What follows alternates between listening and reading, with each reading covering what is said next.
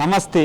బండి Sai Bhagirath honey trap issue పైన మనతో పాటు మాట్లాడడానికి భాజపా సీనియర్ నాయకులు కరీంనగర్ వాస్తవ్యులు, బీజేపీ స్టేట్ కౌన్సిల్ మెంబర్ మరియు మంచిర్యాల జిల్లా ఇన్ఛార్జ్ కన్నెబోయిన ఓదెల్ గారు ఉన్నారు. వారితో మాట్లాడదాం.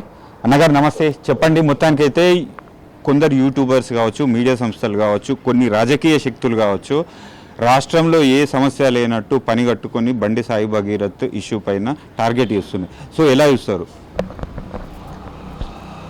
ఇవాళ రాజ్యాంగం ప్రసాదించినటువంటి ఏదైతే ప్రజాస్వామ్యం అనేది ఉందో, డెమోక్రసీ అని ఉందో, దాన్ని ఉపయోగించుకొని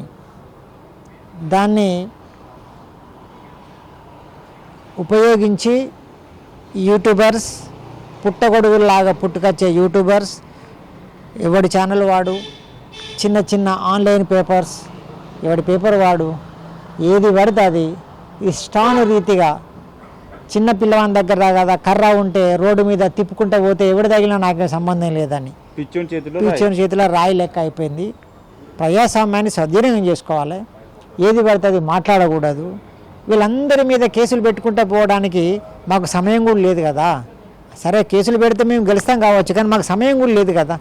కాబట్టి ఇట్లాంటి దుర్మార్గమైనటువంటి ప్రచారాలు, ఆర్భాటాలు, అత్యుత్సాహం చూపించి సమాజం లోపల అల్లకల్లోలం చేయడం, పాఠకులను గందరగోళం చేయడం, ఇది చాలా దుర్మార్గం. ఇది బాగా తప్పు. కోర్టు పరిధిలో ఉంది విషయము, కోర్టు తేలుస్తుంది, న్యాయస్థానం. ఎఫ్ఐఆర్ నమోదైంది, కోర్టు పరిధిలోకి వెళ్ళింది, వీళ్ళు ముందస్తు బెయిల్ అప్లై చేశారు. సో కోర్టు ఇస్తుందా ఇయ్యదా అనేది కోర్టు ఇష్టం. కానీ దోషిగా డిసైడ్ కాకముందు మెట్రోలో పోస్టర్లు వంచడం, పోస్టర్లు అంటియడం, బండి సంజయ్ గారి ఫోటో వాడుకోవడం, ఆ బండి భగీరథ్ ఫోటో వాడుకోవడం, సో మిస్సింగ్ అయ్యని ప్రచారం చేయడం ఎందుకు అంటే ఇప్పుడు దోషిగా వీళ్ళే డిసైడ్ చేస్తున్నారు. ఇందులో టీఆర్ఎస్ వాళ్ళ హస్తం పూర్తిగా ఉంది.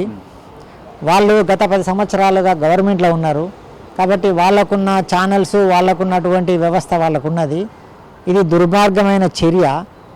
బండి భగీరథ తప్పు చేస్తే కోర్టు నిర్ణయిస్తుంది, దోషిగా ప్రకటిస్తుంది. దానికి తండ్రికి ఏమి సంబంధం?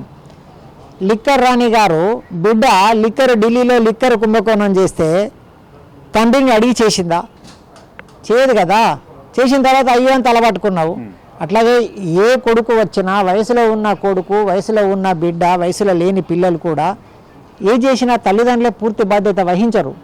ఏ తండ్రి కూడా తప్పు మార్గంలో పోమని చెప్పేసి ఏ తల్లి, ఏ తండ్రి, ఏ బిడ్డకు ఎవరు చెప్పరు, ఏ తండ్రి చెప్పడు.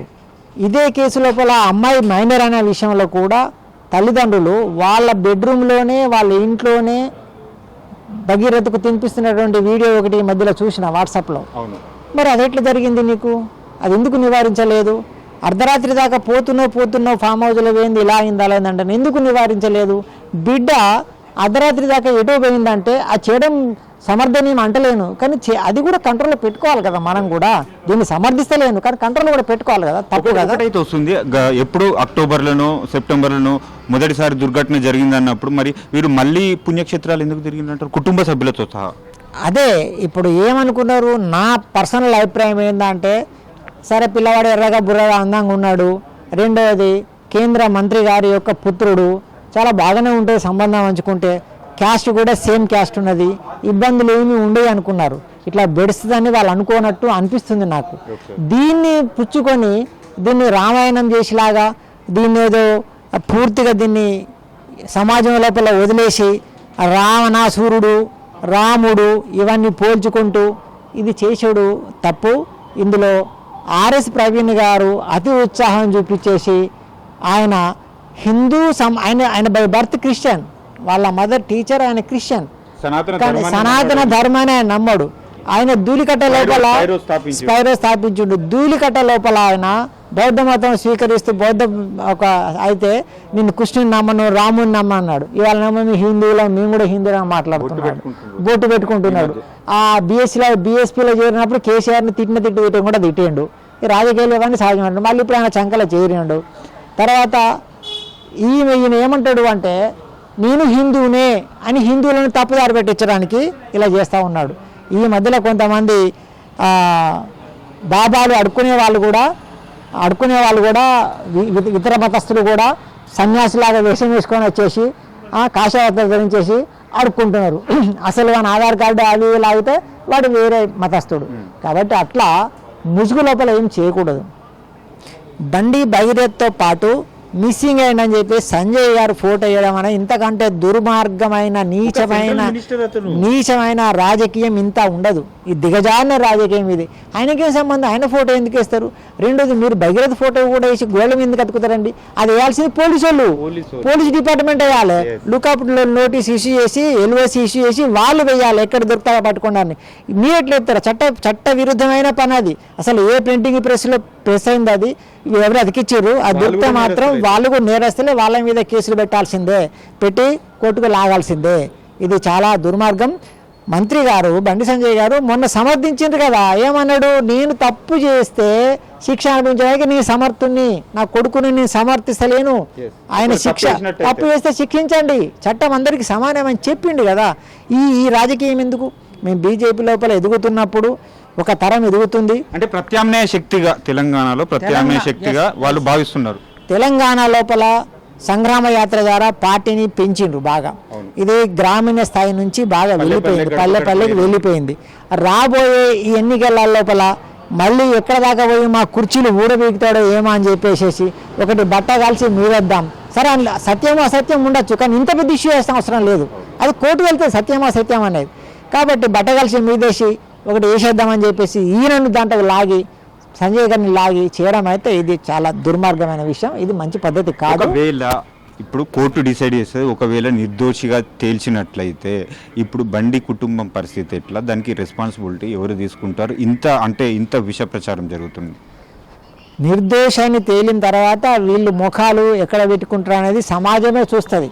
మనం ఏం చేయలేము, వీళ్ళందరి మీద కేసులు ఏం వేయలేము. మనం ప్రజలు గమనిస్తున్నారు, సమాజమే అని ఉమ్మేసే కాలం వస్తుంది. అది కూడా చూస్తాం మనం.